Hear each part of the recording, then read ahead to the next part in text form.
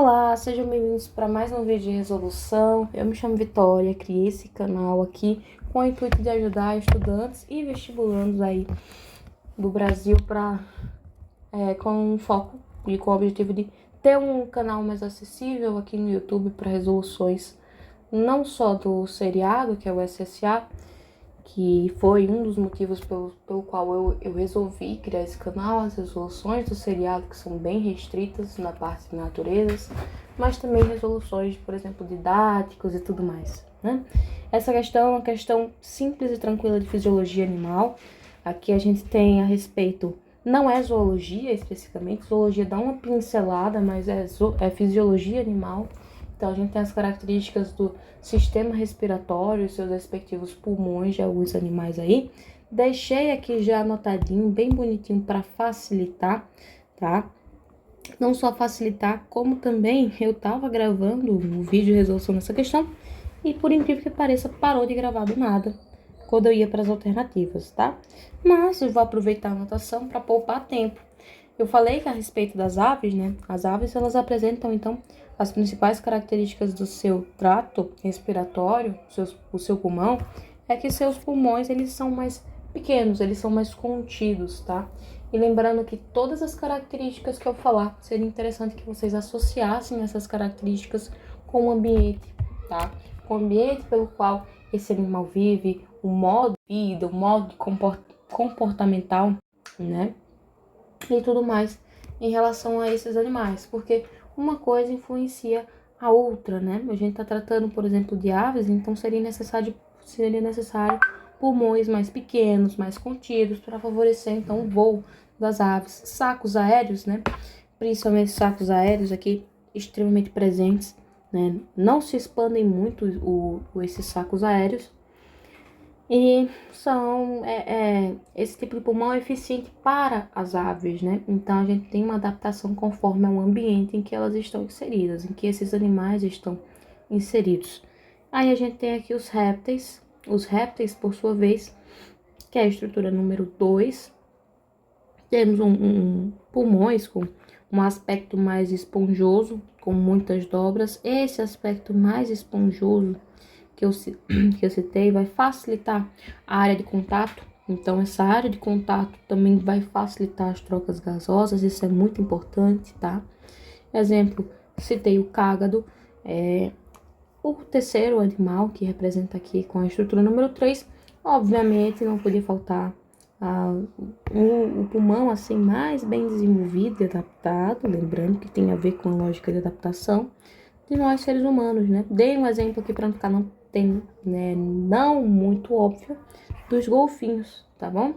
Eles apresentam então pulmões bem grandes, brônquios e alvéolos pulmonares que facilitam as trocas gasosas, facilitam sua intercomunicação com a hemoglobina, né? O transporte de oxigênio no sangue. Então, é uma estrutura bem mais característica dos mamíferos. E tudo isso coíbe para, então, uma alta eficiência respiratória, tá?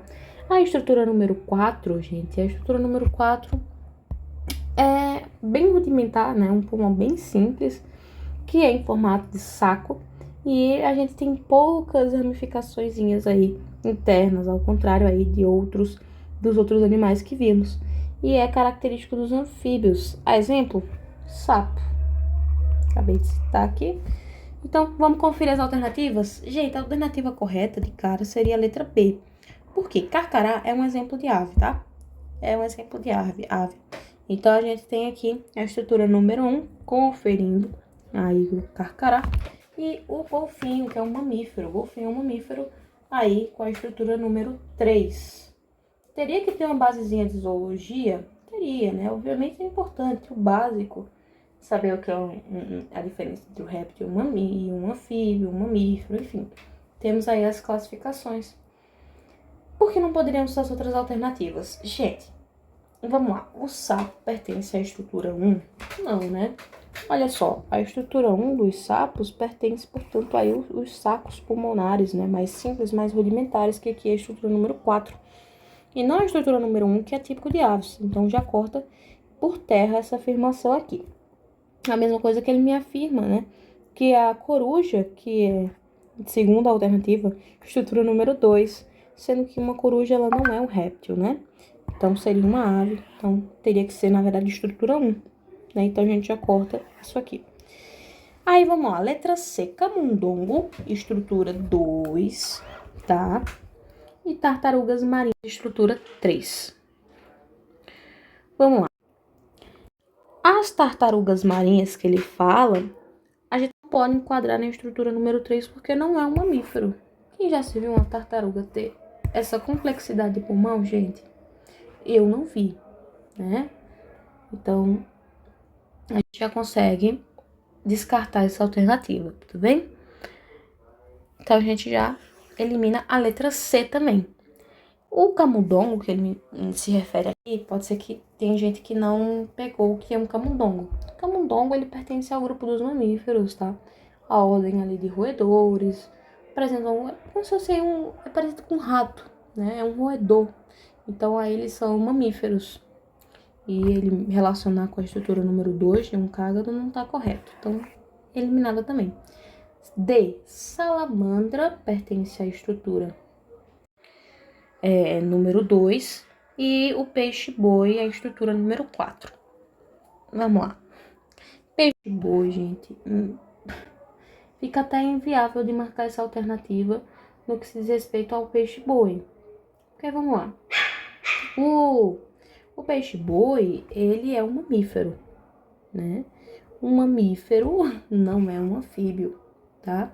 Então, se ele tivesse falado peixe-boi, estrutura número 3, perfeito, mas não falou. Então, a gente já corta aqui.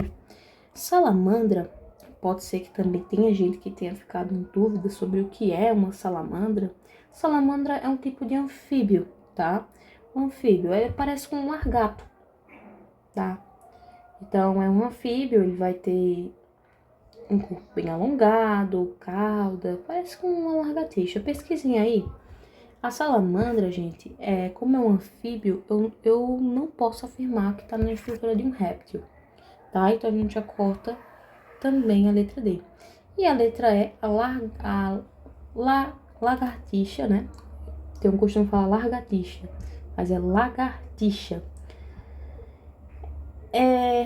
Ela tá afirmando a questão que ela é a estrutura número 3 e o pombo é a estrutura número 4. Qual é o defeito dessa questão? A lagartixa, ela é um réptil, né? Ela é um réptil, então se ela é um réptil, eu não consigo dizer que ela pertence à estrutura número 3, que é um de um mamífero. Quem já se viu uma lagartixa com um mamífero, com um pulmão bem desenvolvido como esse, né? E um pombo, aí seria um quadro de aves na estrutura 1 e não estrutura 4 de um anfíbio. Então, a gente já corta por terra essa aqui também. Fica aí a alternativa B de bola. Gente, tentei resumir aqui para poder não ficar um vídeo tão extenso. Acredito que as resoluções do SSA 2 não serão tão extensas assim quanto as do SSA 3. As do SSA 3 foram, assim, bem mais complexas. Porque exigiam algum tipo de complemento em assunto, algum tipo de revisão mais bem elaborada. Então, eu me estendi bastante no SSA 3, mas os vídeos ficaram muito bons e excelentes a explicação também. Se quiserem dar uma olhadinha, tá aqui no canal, né, no nosso canal, na aba de playlists, tem lá já o SSA 3 todo completo, com todas as resoluções de todas as questões e uma análise final pessoal, minha, com base na minha opinião e meu ranking de pódio aí das questões mais difíceis da prova de Química, Biologia e Física. Se vocês gostaram do vídeo, portanto, curtam esse vídeo, compartilhem com as pessoas que também têm mais interesses em entender a lógica e mecanismo da resolução da questão. Se você for uma pessoa que chegou até aqui e não conseguiu entender muito, alguma coisa ficou faltando, sentiu que não encaixou, eu peço que, por gentileza, dê uma olhadinha, tá? Nos vídeos, inclusive, do canal do Gui Goulart. É um canal que eu recomendo muito para biologia. Lá tem uma aba nas playlists dele, só de fisiologia animal, tá? Então, seria bem interessante para você revisar essas aulas aí. Então, é isso. Até a próxima resolução. Tchau, tchau!